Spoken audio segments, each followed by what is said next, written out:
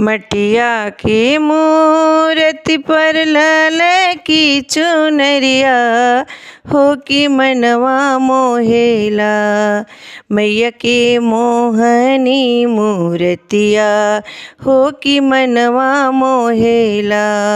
मैया के लाल की चुनरिया हो कि मनवा मोहेला। केसिया में शोभे चमेली के गजलवा हो कि मंगिया शोभेला। मैया के लाले रंग सिनुरा हो कि मंगिया शोभेला। मैया के लाले रंग सिनुरा हो कि मंगिया शोभेला।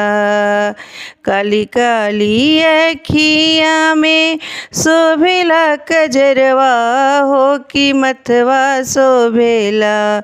मैया के लाले रंग बिंदिया हो कि मथवा शोभेला।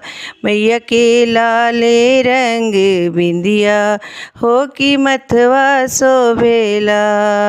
गरवा में शोभेला अढ़उल के हरवा हो कि हथवा शोभेला। मैया के लाली लाली चूड़िया हो कि हथवा शोभेला। मैया के लाली लाली चूड़िया हो कि हथवा शोभेला। चांदी के पायलिया मैया चम चम चमके हो कि पौआ शोभेला।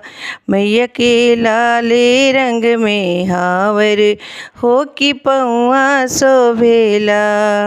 मैया के लाले रंग में हाउर हो कि पौआ शोभेला।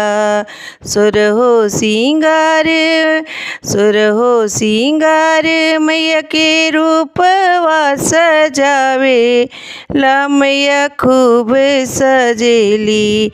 मैया के मोहनी मूर्तिया हो कि खूब लगेला। मटिया की मूर्ति पे लाल की चुनरिया हो कि मनवा मोहेला। मैया के मोहनी मूर्तिया हो कि मनवा मोहेला। मैया के मोहनी मूर्तिया।